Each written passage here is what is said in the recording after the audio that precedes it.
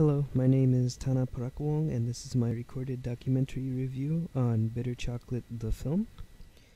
Chocolate is a thing that many people in this modern era have taken as a luxury, and especially have taken for granted. What many people have lacked is knowledge of where this chocolate comes from, what goes into it, and how devastating it can be to both humans and to the environment, and the cruel things that go into chocolate production, such as the grueling work, the child labor, which also includes slave labor, and the entire deforestation and destruction of forests. The key points to address are the governmental corruption, the child and slave labor, and the climate change. To address governmental corruption, we must first start off with the rainforests, which are supposed to be protected by the government, but the governmental rangers turn a blind eye to the plantation owners and ignore the entire fact that numerous camps are using child labor and are in an illegal part of the rainforest. Addressing the child labor, we have a testimony from one of the workers in the film. This child came to the region when he was 15 years old, and only now, when he is 21, is when he gains money from his work instead of just food.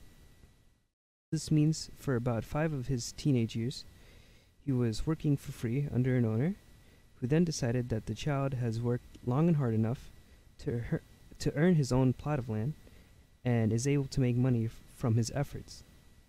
At first, these children only work for food, which is a similar thing to slave labor. And another thing is that the child labor is deemed illegal in the Ivory Coast, which is punishable by 6 months in prison. Yet this law is rarely enforced due to the lack of evidence on the children and their employers. Many of these children come from nearby countries undocumented as well, making it even harder issue to pinpoint. Finally, the impact of these cocoa harvesting plantations has a high effect on the rainforest that they are planted in.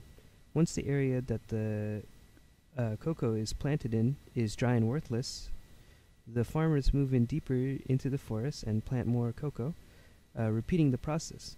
This process is to first spray pesticide that destroys the vegetation. Then they plant the cocoa plant in the dead vegetation, as the dead vegetation is now no longer fighting the cocoa plant for nutrients and allows the plant to grow faster. They also burn the trees to clear the way forward, harming the ecosystem. This process is just repeated over and over until there may as well be no more rainforest left. Now, the global issues here to address are human rights and the effect on climate change. Human rights are inalienable, and to quote the Declaration of Independence, all humans are subject, or all men are subject to life, liberty, and the pursuit of happiness, which is what is not happening in the Ivory Coast. The next issue to talk about is the climate change, as 90% of the forest has been deforested, disappeared, or destroyed since the 2000s from the Ivory Coast, possibly contributing to climate change as a whole. So some reflective questions to think about are: would you still support the chocolate industry after knowing all these atrocities that occur? How can you make an impact on the better treatment of the chocolate industry? And is chocolate sustainable, or should we forget about chocolate as a product? This is the end of my presentation. My name is Tana Parakawong, and thank you for listening.